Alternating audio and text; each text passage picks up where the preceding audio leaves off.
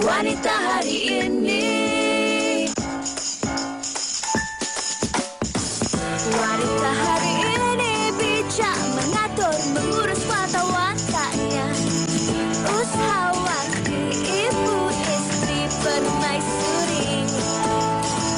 Wanita hari ini di zaman modern masih kekalkan adatnya.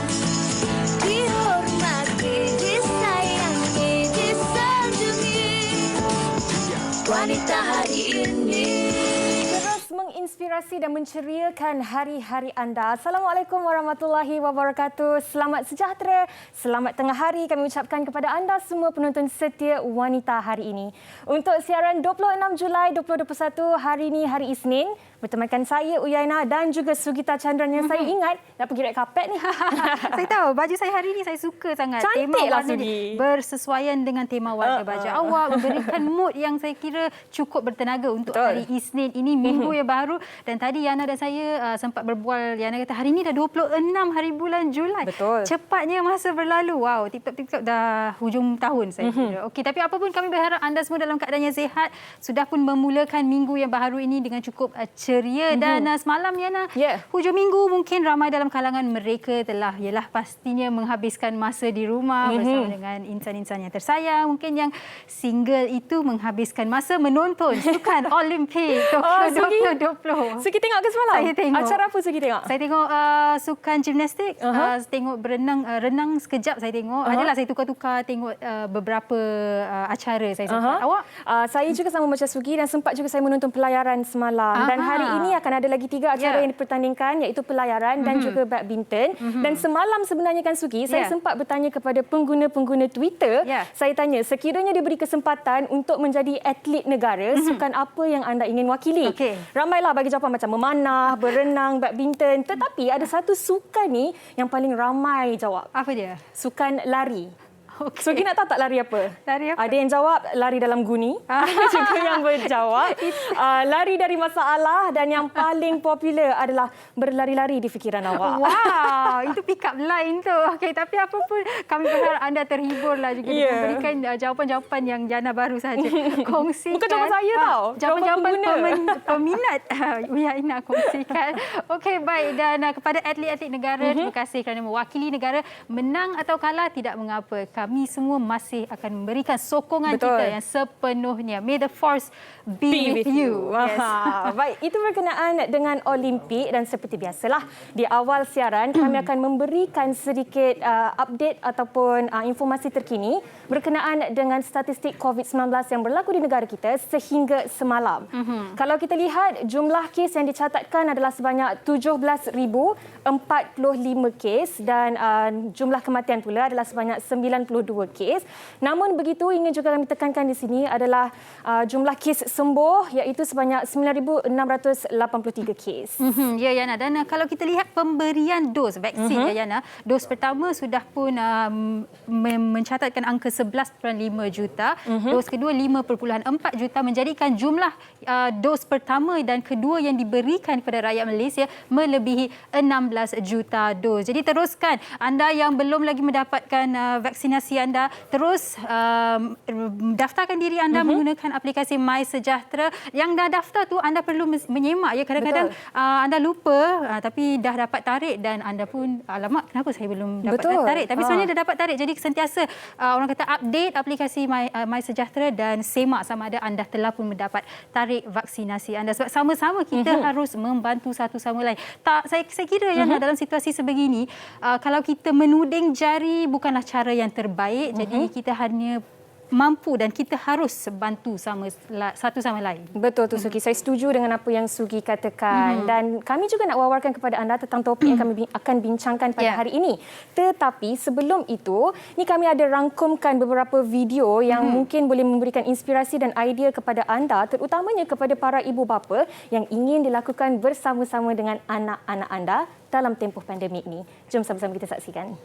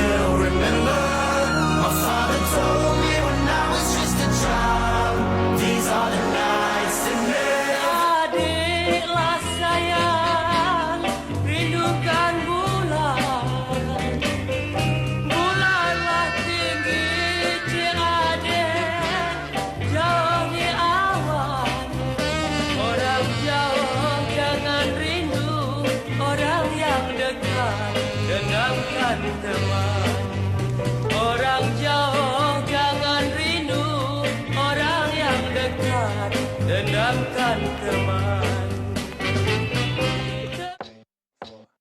I think I'm losing my mind, trying to stay inside the lines. Ada sahaja aktiviti yang boleh dilakukan di rumah, mungkin di halaman rumah. Yang bestnya dekat kampung kan, buat tanah yang lapang, boleh buat pelbagai aktiviti. Tapi ingatlah kena jaga SOP, kena jaga keselamatan. Dan tapi Yana, pada masa yang sama tidak dinafikan terlalu lama duduk di rumah pun boleh menyebabkan kita merasa lesu. Emosi kita terganggu, dan saya kira rata-rata kita semua mengalaminya buat masa sekarang. Saya pun mengalaminya. Saya kira Yana, awak pun pernah mengalaminya. Saya juga mengalaminya, dan saya kira ramai dalam kalangan kita yang boleh relate juga dengan topik yang akan kami bawakan pada hari ini. Topiknya adalah aku tak mental. Bukannya sebenarnya kita nak menuding jari ataupun menunjukkan sisi-sisi negatif seseorang, tidak. Tetapi saya kira topik pada hari ini lebih kepada kita bersifat terbuka dalam berbicara dan bercakap tentang faktor kesihatan, iaitu kesihatan mental kita. Ya, betul tu Yana. Sebab biasanya orang menggunakan perkataan mental, psycho. Kita buat lawak. Lawak ni mental, lawak ni psycho. Tapi sebenarnya di sebalik lawak yang kita buat tu ada masalah yang lebih serius. Dan biasa kita tanya, apa khabar? Tapi di sebalik apa khabar itu, adakah betul-betul orang yang menjawab itu berasa dalam keadaan yang orang kata sempurna, dalam keadaan yang hatinya lega, ataupun kekeliruan, kegelisahan, tekanan, emosinya terganggu dan sebagainya. Dan sebenarnya juga dalam tempoh pandemik ini dilaporkan menurut statistik dari Mei 2019 sehinggalah Mei tahun ini dilaporkan sebanyak 2 kes setiap hari ada sahaja kes bunuh diri secara purata. Betul, secara purata, yang saya kira ini adalah sesuatu yang sangat-sangat membimbangkan. Dalam pada itu juga statistik menunjukkan wanita yang mengalami masalah ini sehingga membawa kepada masalah bunuh diri. Ini sebenarnya yang akan kami kongsikan bersama dengan anda, lebih kepada perkongsian dari beberapa orang tetamu istimewa dalam studio kita untuk mencari solusi apa yang boleh kita lakukan untuk menjaga kesihatan mental kita terutamanya. Kepada anda yang sedang menonton, sekiranya ada sebarang perkongsian yang ingin diceritakan bersama dengan kami, boleh terus ke laman Facebook Wanita Hari Ini TV3 dan tinggalkannya di ruangan komen di bawah. Baik, kita akan berhenti berehat sebentar. Kembali selepas ini di WHR dengan topik kita pada hari ini, aku tak mental. Wanita Hari Ini.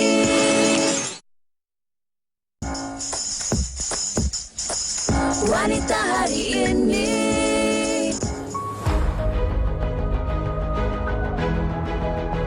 Peningkatan setiap hari kes COVID-19 kini amat membimbangkan.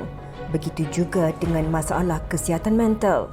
Hampir 2 tahun negara telah dilanda wabak maut ini dan ramai antara kita terkesan dari segi emosi dan mental akibat perubahan pola kehidupan. Hospital Kuala Lumpur telah mencatatkan hampir 20% peningkatan kes kemurungan sejak tahun lalu. Hal ini terjadi kerana sesetengah individu berisiko tinggi untuk mengalami masalah kesihatan mental ketika berada dalam keadaan tertekan yang melampau disebabkan hilang pekerjaan dan tiada sumber pendapatan serta isolasi daripada rangkaian sokongan seperti keluarga dan rakan-rakan. Sebanyak 85.5% daripada hampir 150,000 panggilan diterima agensi kerajaan sejak tahun 2020 hingga 20 Mei 2021 adalah membabitkan isu kesihatan mental yang memerlukan sokongan emosi dan kaunseling. Selain itu, menurut Ketua Pengarah Kesihatan Tan Sri Dr. Nur Hisham Abdullah, sebanyak 366 kes bunuh diri dilaporkan kepada Polis Diraja Malaysia PDRM bagi 3 bulan pertama tahun ini. Kini jelas dilihat pandemik COVID-19 telah memberi impak ketara ke atas kesihatan mental apabila jumlah kes bunuh diri meningkat berbanding tahun-tahun sebelumnya. Masalah kesihatan mental makin menjadi-jadi disebabkan takut seseorang tu nak bercakap mengenai masalah yang dihadapi kepada orang lain. Disebabkan takut dikecam, takut dikritik, kan, takut dinilai oleh orang lain. Lagi ramai orang yang alami situasi ini sebabkan keadaan negara kita sekarang lah. Sebab kalau dulu untuk release tension, kita boleh keluar, jumpa kawan-kawan, pergi laut, pergi climbing. Tapi sekarang susah sebab semua orang terap dekat rumah lah. orang terdekat dia, family, kawan-kawan, saudara mara ke, perlu menjadi tiang sokongan yang kuat kepada semua orang macam ni. Kita takkan tahu dia ada masalah mental sekiranya kita tak bertanya, kita tak mendengar. Bagi Zati, sokongan tu sangat perlu sebab macam Zati sendiri pun bukannya nak apa, kita cuma nak luahkan perasaan kita. So bila orang mendengar, kita rasa lebih lega sebab ada orang mendengar apa yang kita cakap. Pelbagai faktor yang menyumbang kepada masalah tekanan mental dalam diri seseorang. Bukan setakat orang dewasa, kanak-kanak juga mengalami tekanan ini. Saya kira, Yana, sebab kita dah lama sangat duduk dekat rumah, itu yang menyebabkan burnout. Pandemic burnout, saya terbaca ada juga yang berkata pandemic burnout. Saya pernah bertanya pada Yana sendiri, Yana, sepanjang kita dalam keadaan lockdown ni, pernah tak awak sendiri mengalami ataupun merasakan burnout itu? Sebab saya kira saya pun pernah merasakannya. Tapi bagaimana kita pandai ataupun tidak mengawal emosi kita dan tidak perlu malu dalam menyuarakan apa yang kita sedang rasa sekarang ini. Betul. Dan tanpa membuang masa lagi, kita juga ingin berbincang dengan topik ini dengan lebih mendalam lagi. Elok kalau kami perkenalkan dua orang tetamu yang cukup istimewa. Sudah pun terhubung dalam talian sekarang. Kita bersama dengan Dr. Hazli Zakaria yang merupakan Presiden Persatuan Psikiatri. Assalamualaikum, Doktor. Waalaikumsalam. Yana, Sugi. Selamat tengah hari. Selamat Hari Raya kembali, Doktor. Terima kasih kerana sudi bersama dengan kami pada hari ini. Terima kasih atas jemputan.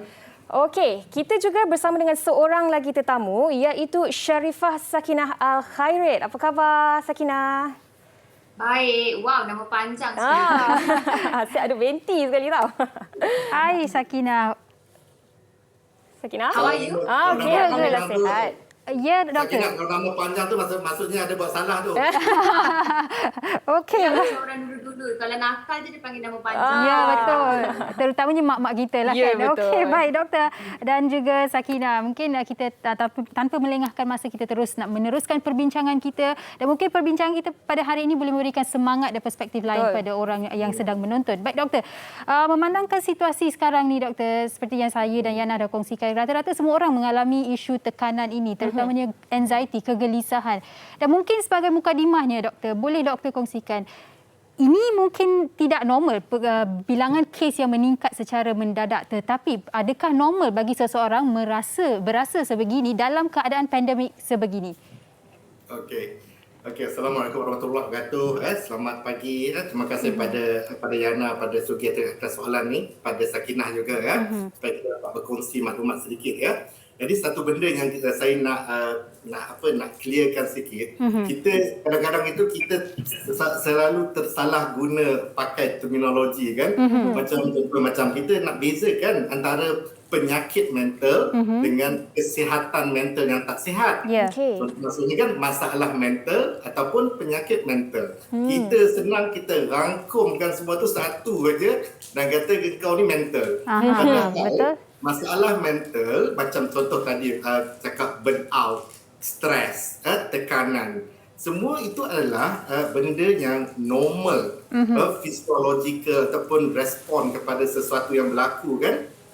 Manakala penyakit pula itu macam penyakit-penyakit yang lain di mana sudah melebihi daripada tahap yang kita boleh jangkakan untuk setiap daripada kita hadapi.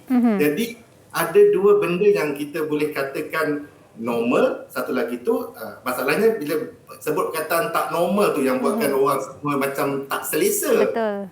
Jadi kalau kita kata penyakit kencing manis, diabetes, kita selesa pun nak sebut ada diabetes, aku ada kencing manis ke ni, macam tak ada, bukan sesuatu yang cuba kita nak rahsiakan ataupun tak selesa. Tapi sebenarnya pun sebenarnya kita tak perlu pun cerita pada semua orang kita ada kencing manis contohnya. Tapi bila ditanya tidak rasa tak selesa. Tetapi apa yang benda yang sama. Kalau kita burn out, kita rasa stres, sebenarnya kita taklah tak selesa sangat untuk nak bercerita bila orang tanya. Tetapi kita sebut kemurungan, anxiety, bipolar. Jadi kita rasa macam aku tak seteruk tu. Aku tak sampai lagi tahap macam tu. Tanpa kita sedar, penyakit kemurungan itu sendiri pun ada tahapnya, mild, moderate, and severe. Jadi kita sekarang ini, kita betul-betul kena pastikan sama ada apa yang kita alami itu masih lagi yang kita dalam tahap ataupun yang kita jangkakan. sekarang ini semua daripada kita pasti akan tertekan, kena tekanan, stres disebabkan oleh pandemik ini. Kalau kita tak stres, something is not right. Orang tu kena datang jumpa saya. Kita tak stres sebab pandemik ini, saya nak kena belajar ni. Nak kena tahu ni apakah rahsianya yang dia tidak tertekan dan tidak mengalami masalah mental ni. Semua kita pasti terkesan, tertekan tapi pada tahap yang berbeza. Betul. Betul. Dan antara kita yang lebih terkesan apabila mereka itu sudahlah ada penyakit anxiety contohnya dan terpaksa pula mempunyai tekanan disebabkan oleh adjustment untuk nak berhadapan dengan sesuatu yang mencabar sekarang. Dia dapat dua pula tu. Jadi sebab itulah pentingnya untuk kita bezakan stres, tekanan yang kita jangkakan dan penyakit. Dan mereka yang ada penyakit kemurungan contohnya terpaksa berhadapan dengan cabaran yang lebih mencabar. Ya, betul. Faham. Jangan kata semua orang sama. Betul. Berbeza. Saling menerima kenyataan itu. Ya, betul. Dan Dr. Haziz, saya kira ini juga antara yang sering kali diceritakan ataupun dikongsikan oleh rakan setugas kami, itu Fiza Sabjahan, yang mengatakan dalam pandemik ini, kita mungkin berada dalam ribut yang sama, tetapi dalam kapal ataupun perahu yang berbeza. Dan untuk Sakinah sendiri, kalau Sakinah boleh kongsikan juga kan, pada awal-awalnya, apa sebenarnya yang dilalui, yang dirasakan oleh Sakinah? Apakah perasaan yang memaksa Sakinah sehingga ke tahap untuk membuat keputusan-keputusan yang besar dan terpenting dalam hidup Sakinah sehingga ke hari ini? Okay, during this pandemic, alhamdulillah lah sebab saya dah didiagnose. Kalau belum didiagnose, mungkin saya lagi bercelaru sebab saya tak tahu apa yang terjadi kat dalam hidup saya. Kalau sebab ada orang tu dia tertekan kerana environment dan kerana memang dah dilahirkan neurologi dia brain disability macam saya ni. So saya dah didiagnose, saya tahulah apa yang saya perlu buat. Saya kena banyak membaca, contohnya tentang ADHD, saya kena duduk dengan orang-orang yang berpenyakit ADHD juga, berkongsi. Jadi bila benda ini berlaku, contohnya pandemik ini berlaku, kita dah tahu macam mana kita nak standby. Sebab kalau saya tidak didiagnose, mungkin saya punya hidup lagi bercelaru macam tahun lepas. Masa saya keluar doktor, muka saya dah bengkak-bengkak dah. Saya tak tahu apa ni. Saya boleh jerit-jerit dekat katil, bosan. But this year punya, saya rasanya dah 2 tahun kan kita PKP. So tahun yang 2021 ni, alhamdulillah, it went very smooth. Sangat-sangat smooth kerana saya dah tahu PKP, lepas tu kita dah tahu apa yang kita perlu buat. Contohnya kita kena channelkan energi kita ke exercise. Saya memang channelkan energi saya ke exercise because knowing ADHD ni dia kena ada drama sehari-hari. So buatlah satu Telegram channel dia menolong orang. Lepas tu dia tolong orang exercise. So hidup dia dekat dalam tu saja. Hidup saya kat dalam tu saja. Saya channelkan saya punya energi dekat situ. Dan jangan lupa juga tentang spiritual lah. Kalau beragama Islam dia boleh buat meditation dan sebagainya. Tapi boleh beza daripada tahun 2020 punya lockdown dengan tahun 2021 punya lockdown, memang berbeza. Saya rasa sangat-sangat tenang. Sebab itu pentingnya kena diagnose dan pentingnya kena jumpa pakar. Jangan Google, lepas tu dia rasa diri dia anxiety lah apa. Self-diagnosis. Apa tu anxiety? Apa tu anxiety? Kita sampai tak tahu beza anxiety dan panic attack. Tapi bila check balik, rupanya saya mengalami anxiety hari-hari, but I know how to cope up. I know how to untuk kontrol lah. So contoh-contoh untuk kontrol anxiety ni ialah stay away from your phone. Guna phone masa bila perlu saja. Sebab orang yang normal, bukan nak cakap normal, brain saya ni dia bercelaru. Tak tambah lagi phone, dia jadi emosi. Bila tak tengok lagi phone, tengok lagi Twitter, tengok lagi Facebook, dia jadi emosi. Bila dah tengok lagi phone, dah jadi emosi, dah jadi ni. Situ dah jadi anxiety. Lepas tu dia tak check dengan doktor, dia akan jadi panic attack. Sebab dia banyak berfikir. Dia tak tahu kejap lagi kan dia rasa dia rumah dia nak terbakar lah. Kejap lagi dia terparanoid, ada orang nak masuk rumah dia lah. Itu yang sampai ke arah tu. So this time tahun 2021 punya PKP ni, I tak ada banyak drama lah. Semua saya channelkan energy ADHD ni drama memang ada. Cuma dia tekan kepada yang tempat yang betul lah, bukan di Instagram. Tempat menolong orang macam mana. Sebab saya punya passion is fitness. So saya bagi 100% dekat situ lah. Jadi okey, alhamdulillah semua okey sekarang.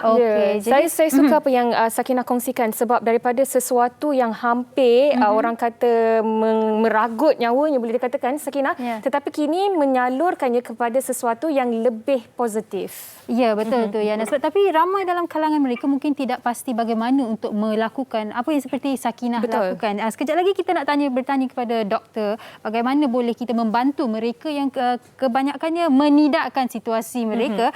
Tapi sebelum itu kami nak kongsikan bersama dengan anda VT trivia berkaitan dengan topik kita pada hari ini. Jom kita saksikan.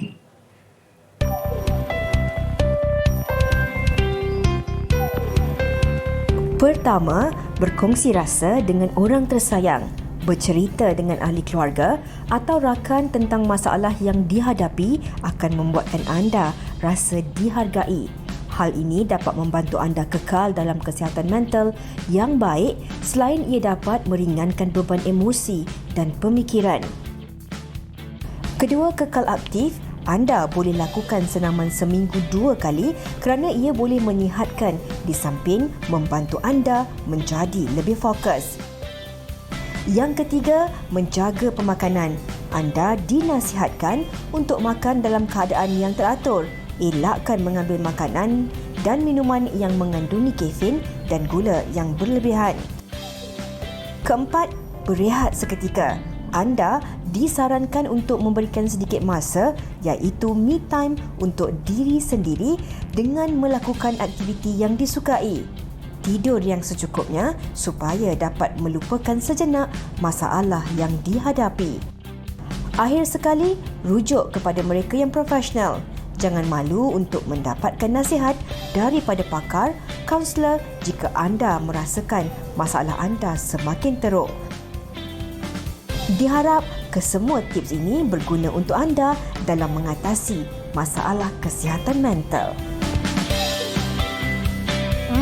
Okey, baik. Itu dia sedikit tips buat anda. Dan doktor, mungkin kalau kita lihat, Sakinah mempunyai keterbukaan untuk berkongsi apa yang beliau lalui. Tetapi ada dalam kalangan mereka yang masih lagi menidakkan situasi mereka, perasaan mereka, susah untuk bercakap, susah untuk bangun pagi pun susah, doktor. Dan mungkin tips-tips yang diberikan tadi sememangnya bagus. Tapi ada antara mereka tidak boleh melakukannya langsung. Tidak ada orang kata drive itu.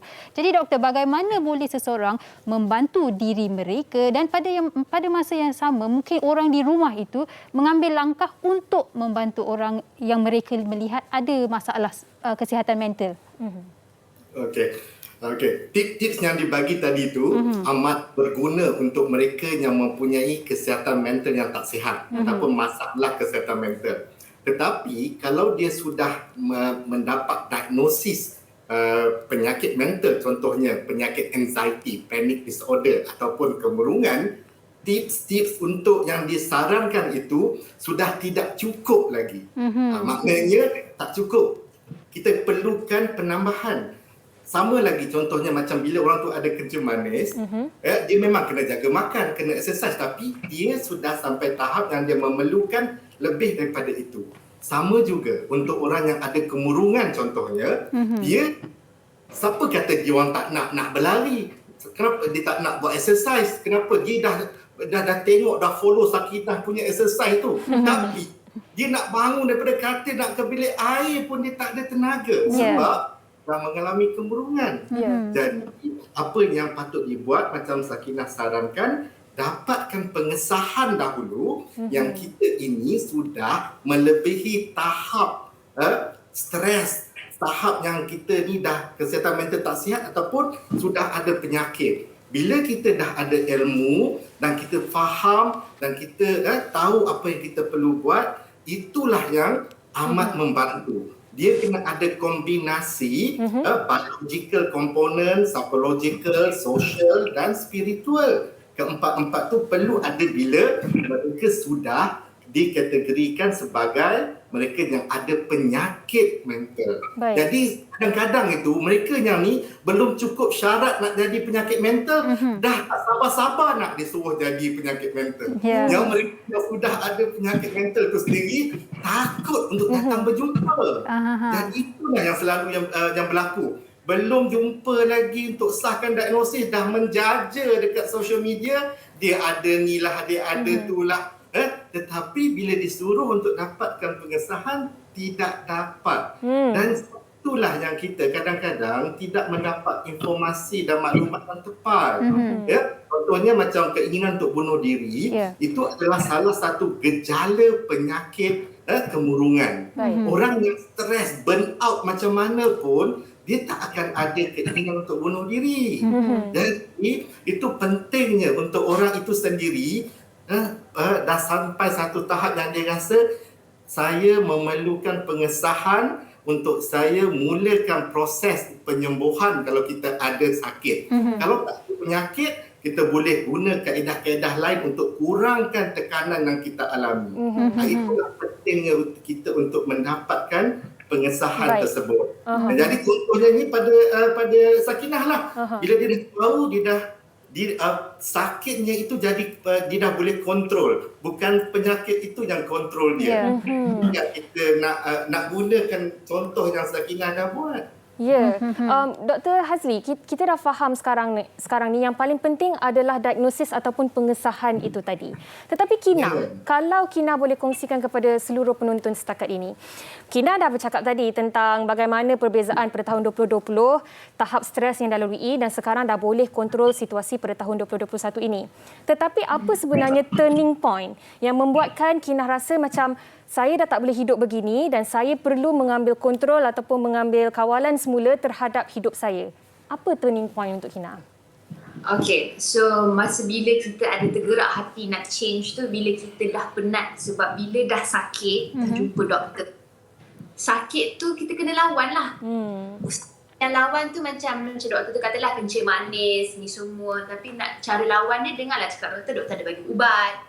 So bila dah tahu kencing manis, kenapa nak kena makan minuman air gula lagi? Contohnya ADHD, bila kita dah tahu penyakit kita macam ni, kenapa pula kita nak kena macam ni? So kena tahu do's and don'ts dia. Dan tahu kat mana nak channel energy yang bagus. Tapi macam tadi korang dah tunjuk macam mana nak cara-cara hidup sihat, kena bercerita dengan orang, kena ni. Tapi sampai until today, saya masih lagi tidak berani untuk bercerita masalah saya dekat orang. Saya masih lagi rasa stigma tu macam dalam komuniti kita ataupun mungkin mentaliti kita tidak sampai lagi untuk orang itu mendengar. Diorang lagi lebih bercakap. Saya punya circle macam tu. Minta maaf lah, tapi bila kata nak bercerita dekat keluarga ke, nak bercerita dekat kawan ke, diorang tak tahu apa benda tu. Sebab kalau masa saya dekat Sweden hari tu, masa masuk pada dekat bilik psychiatrist tu, besar-besar poster dia tulis, kita tak tahu apa yang orang alami. So kat situ kita dah masuk, bila siapa-siapa pun yang bercerita ke, diorang bercerita dekat Instagram ke, kadang-kadang kita tengok macam macam ni konten ke apa ni, tapi kena accept lah. Mungkin macam tu rasa. Kena accept. Jadi orang-orang yang betul sakit mental yang macam kita orang ni, sampai kita dah takut nak post dekat IG. Faham? Walaupun ramai yang kata buatlah konten untuk awareness ke apa, tapi saya masih lagi buat sikit-sikit. Dan kalau ada talk ke, saya masih lagi buat sikit-sikit sebab untuk orang tukarkan mentaliti ataupun yang stigma tu yang masih turun lagi. Saya rasa kalau sesiapa sahaja, ini bukan hanya untuk orang yang sakit mental ataupun memiliki kesihatan mental, ni untuk orang, kepada semua orang. Bila orang lain bercerita tentang masalah dia lain, tolong jangan menjawab yang macam itulah kau dan sebab tu. Dengar je. We have to accept it and then kita dengar and then bagi nasihat. Itu sahaja. So kita kena terima orang, kita kena buat yang macam semua benda acceptable. Walaupun kalau dengar cerita tu macam peliknya perangai perempuan ni. Tapi okeykan saja dan kurangkan judge orang. Itu saja. Okey, baik. Dan perkongsian Sakinah ni membawa saya kepada soalan kepada doktor. Bila Sakinah kata masih lagi tidak berani untuk berkongsi apa yang Sakinah berasa, dan juga orang ramai bila kita berkongsi apa yang kita rasa, listening skills dia mungkin kurang sedikit. Kita sentiasa nak memberikan pendapat kita, nak memberikan nasihat dan segalanya. Jadi doktor, bagi seseorang yang sukar untuk meluahkan perasaannya, apa yang boleh dilakukan? Titik permulaan itu, sebab saya tahu ramai juga rakan saya bila berkongsi masih lagi, saya mendengar tetapi masih lagi mereka akan berkata, awak tak faham apa yang saya lalui. Jadi bagaimana boleh situasi sebegini sebab kita jangan berkongsi di social media. Berkongsi dengan doktor. Sekali berkongsi dengan social media, berjuta orang atau beribu orang akan bercakap belakang walaupun tak tulis di komen. So first, pergi ke pakar, bukan pergi ke social media. Itu saja. Saya suka apa yang Sakinah tu kongsi. Tetapi mungkin Sakinah, di sini juga ada ramai juga yang mengalami kesukaran untuk mengambil orang kata langkah pertama inisiatif untuk itu. berjumpa dengan doktor sebab takut. Mungkin Dr. Hazli boleh membantu kita. Okey, betul. Bukannya mudah untuk pergi berjumpa pakar. Dia hanya orang-orang yang berani saja yang datang. Orang yang takut, dia duduk kat rumah. Dia hanya berkongsi di social media. Itu orang yang penakut. Okey, tetapi kan apa yang selalu berlaku bila kita mula nak bercerita, kita memerlukan pertama kan kita rasa kita selamat untuk kita bercerita. Maknanya kita tak akan dihakimi. Dan orang yang kita nak sampaikan itu sanggup untuk mendengar. Kebanyakan kita tidak sabar-sabar untuk memberi pendapat dan nasihat. Saya ada satu cerita kan, ini cerita benar yang saya dah minta kebenaran untuk berkongsi. Dia seorang remaja yang dengan maknya kan, bila dia bercerita masalah, mak dia sentiasa akan memberi nasihat tanpa diminta. Dan pada satu masa saya beritahu kat mak dia, boleh tak kalau nanti bila anak nak cerita apa-apa, tolong dengar dulu. Dan apa yang berlaku, memang ada seminggu sebelum jumpa, anak dia bercerita dengan mak dia dan maknya terpaksa menggigit bibir itu supaya dia tak interrupt, tak terus nak bagi nasihat. Dan dia berjaya bagi sampai anak dia habiskan cerita. Lepas tu, anak dia kata, Mama, thank you for let me finish my what I want to tell you. Mak dia tu rasa macam wow. Dan anak dia, mak dia kata, thank you for sharing with me. And then mak dia peluk dia dan dia rasa for the first time dia dapat rasa kekuatan pelukan itu. Dan for the first time mak dia berkongsi dengan saya kata, Doktor, you know lah, saya terpaksa gigit saya punya ni, kalau tidak kan saya dah interrupt dan bagi nasihat sebab saya pernah alami benda yang sama. Bayangkanlah betapa kita ini dah jadi macam satu reflect untuk kita memberi pandangan dan nasihat.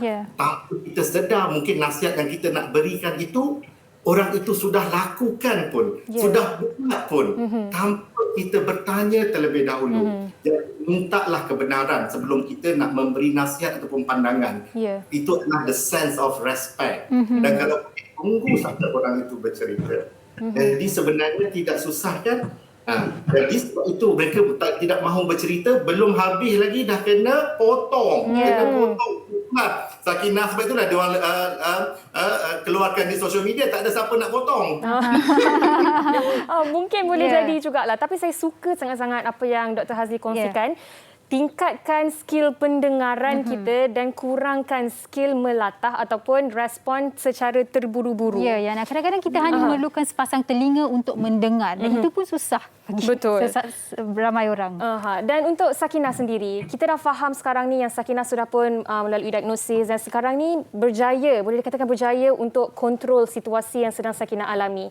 Antara cara yang dilakukan adalah dengan melakukan aktiviti-aktiviti fizikal seperti bersukan dan sebagainya. Macam mana sebenarnya aktiviti-aktiviti sebegini dapat mengalih orang kata tumpuan daripada penyakit itu tadi kepada sesuatu yang lebih positif untuk Kina sendiri?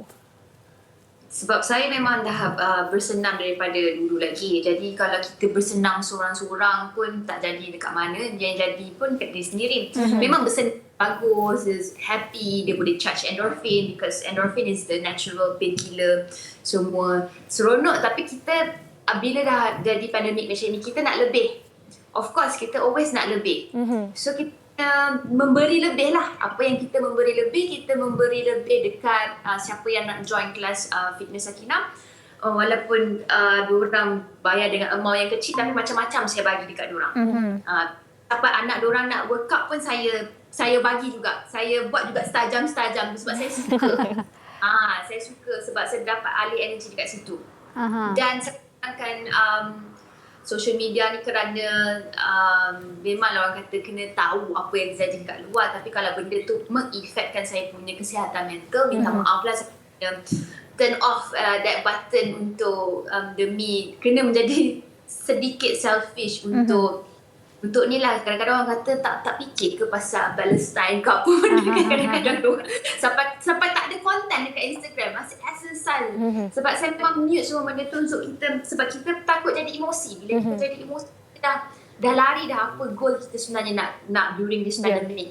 Sebenarnya goal saya hanyalah untuk memberi lebih dan juga mendapatkan ketenangan.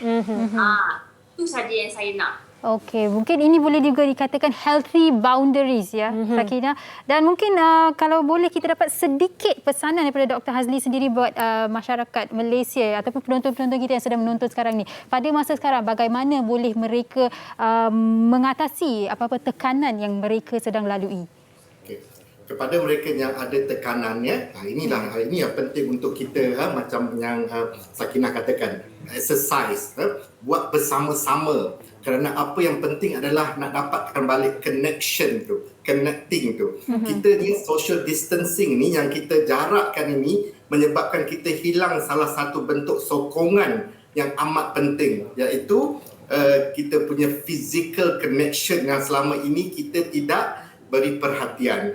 Jadi pandemik ini mengajar betapa pentingnya untuk kita mengekalkan connection walaupun terpaksa berasingan. Betul. Sebab itulah saya rasa penting kalaulah nanti kita dapat balik lepak di kedai mama 2 orang pun dah cukup dah sebenarnya untuk kita membantu memberikan sokongan itu. Betul.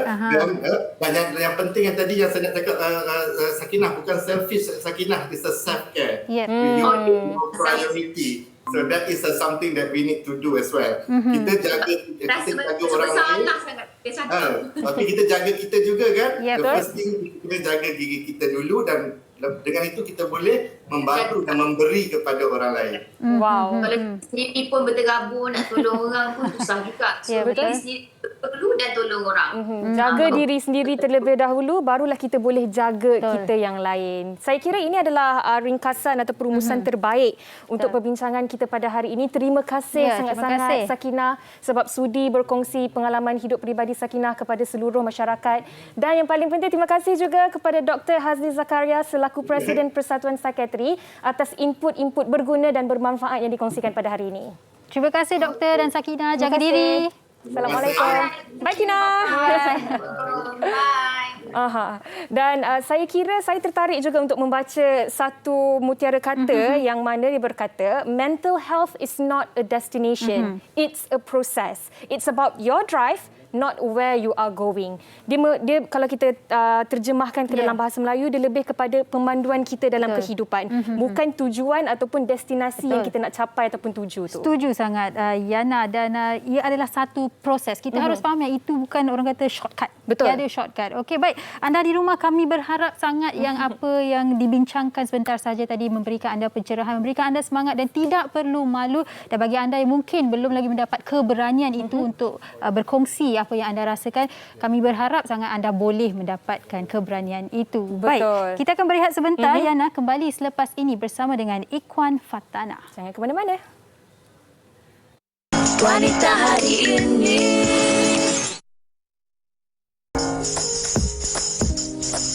Wanita hari ini.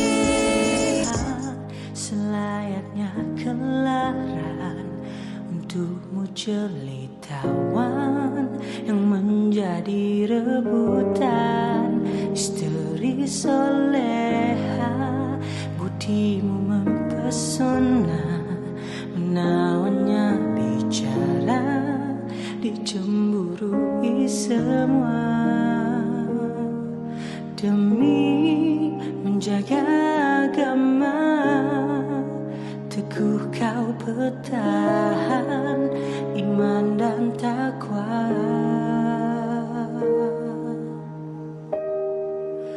Kau istri soleha yang dinanti, dengan pribadi seindah bidadari. Kau rela berbakti, taat pada suami, kasihmu tak pernah kan berbelah bagi. Kau istri soleha yang dinanti, alamu dipuji, dijulang dihormati, cintamu sejati, ikhlas demi ilahi, kaulah permaisuri.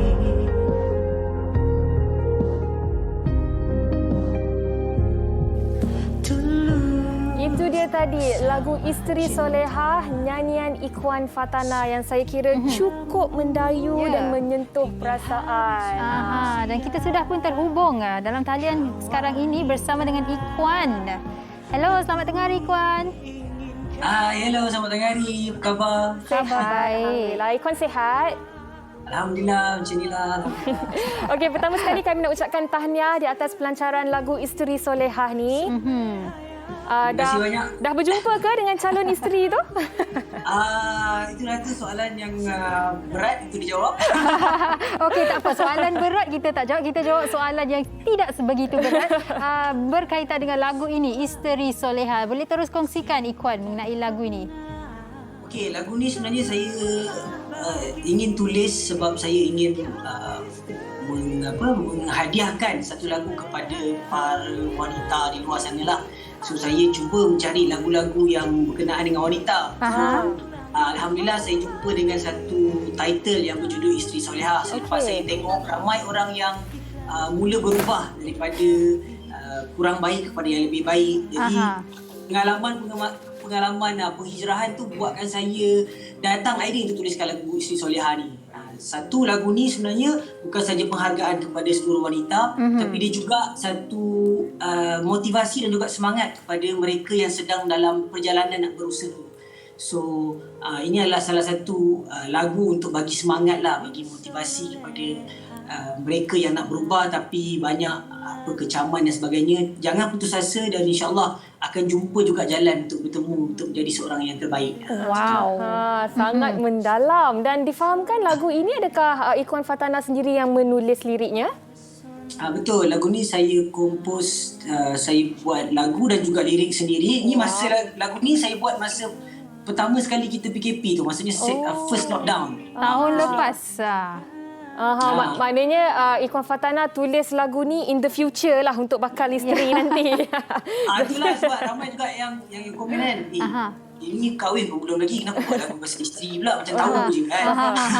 So dia macam saya cuba bayangkan yang insya-Allah satu hari nanti saya akan dikurniakan isteri juga kan. So ini adalah satu bayangan saya dan juga hadiah saya kepada calon isteri dan juga kepada wanita-wanita yang di sekeliling saya. Sebab siapa saja wanita di sekeliling kita, itulah dia versi Isteri Solehah kita. Betul. Jadi adakah itu yang memberikan inspirasi kepada Ikhwan yang kami tahu Ikhwan itu seorang komposer bersama dengan artis-artis lain, tapi untuk mendapat inspirasi untuk lagu ini Ikhwan? Dia dibantu oleh keadaan sekeliling. Maksudnya saya memang nak buat sesuatu lagu yang berkenaan dengan Sri Kandi wanita Islam. So saya tak ada satu konsep lagu yang saya rasa saya nak buat. Tapi bila jumpa dengan konsep Isteri Solehah ni, dia terus mengalir cantik. Maksudnya saya ambil untuk siapkan lirik ni saya rasa sejam hingga 2 jam je. Okey. Tapi Ikuan, selepas lagu ini dikeluarkan dapat pressure tak? Bila nak kahwin? Dah ada calon, dah ada jodoh ke?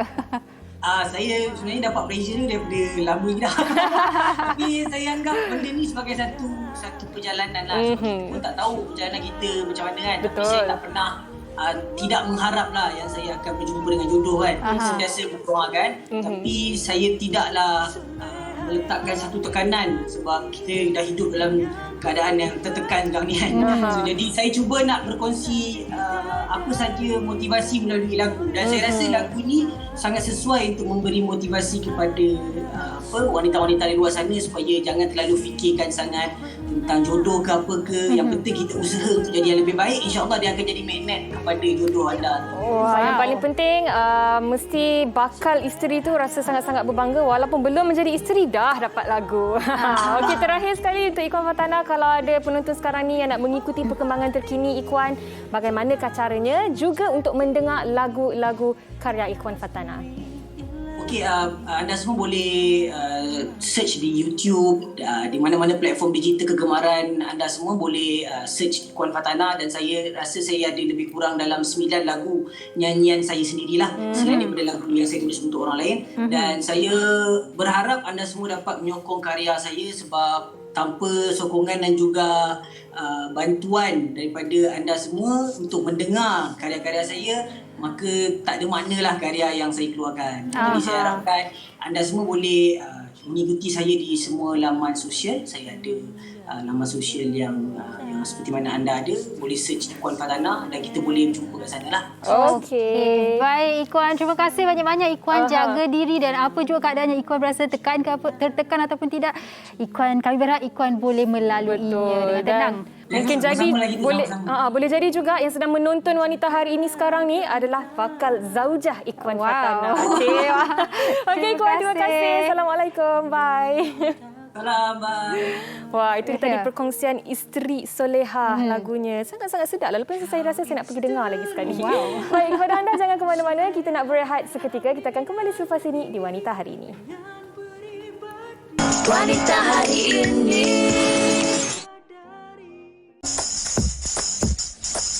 Wanita Hari Ini. Sebelum saya dan Sugita mengundurkan diri, ada sesuatu yang kami nak kongsikan bersama dengan anda berkenaan dengan Nestle Malaysia. Nestle Malaysia bersama Media Prima menyeru rakyat Malaysia untuk bersama-sama mengambil vaksinasi COVID-19.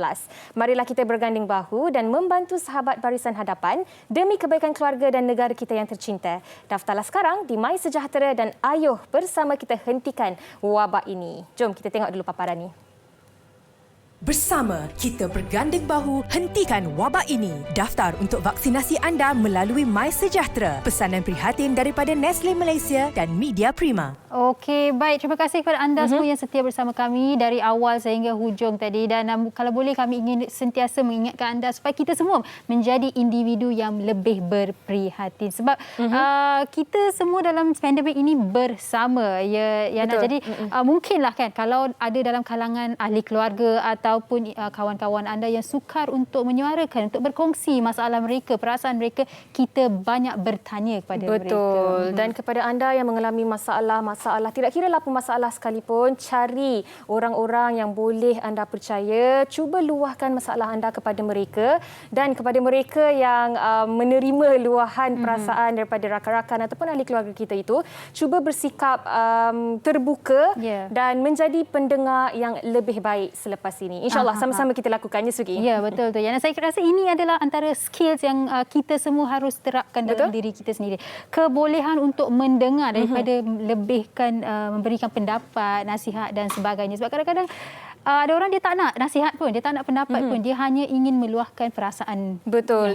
Dan saya kira apa yang paling penting yang disampaikan oleh Sakinah tu tadi adalah jangan cepat untuk kita manusia ni menghukum ataupun mengadili manusia yang lain. Sebab tugas menghukum dan mengadili itu hanyalah tugas dia yang di atas. Baik, esok di WHI hari Selasa akan membincangkan topik masalah buli tak berkesudahan. Saya kira satu lagi topik berkaitan dengan masyarakat yang macam topik ni lah, tak berkesudahan sebenarnya. Betul. Jadi esok bersama dengan rakan-rakan pengacara yang lain jam 12 tengah hari di WHI. Jumpa lagi. Assalamualaikum. Stay safe, stay home. Warisan Sri Kandi dia lemah lembut baik budi pekerti, tapi cekal hati dia tabah berani pendidik.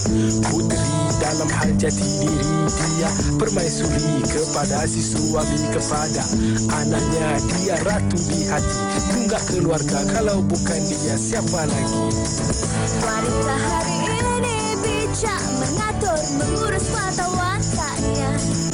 Usahawan ibu istri permaisuri. Wanita hari ini di zaman modern masih kekalkan adatnya. Dihormati, disayangi, disanjungi. Dia usahawati aliran masa kini, dia penyambung warisan Sri Kandi dia lemah lembut baik budi pekerti, tapi cekal hati dia tabah berani pendidik. Puteri dalam hal jati diri dia permaisuri kepada si suami, kepada anaknya dia ratu di hati. Tunggak keluarga, kalau bukan dia siapa lagi?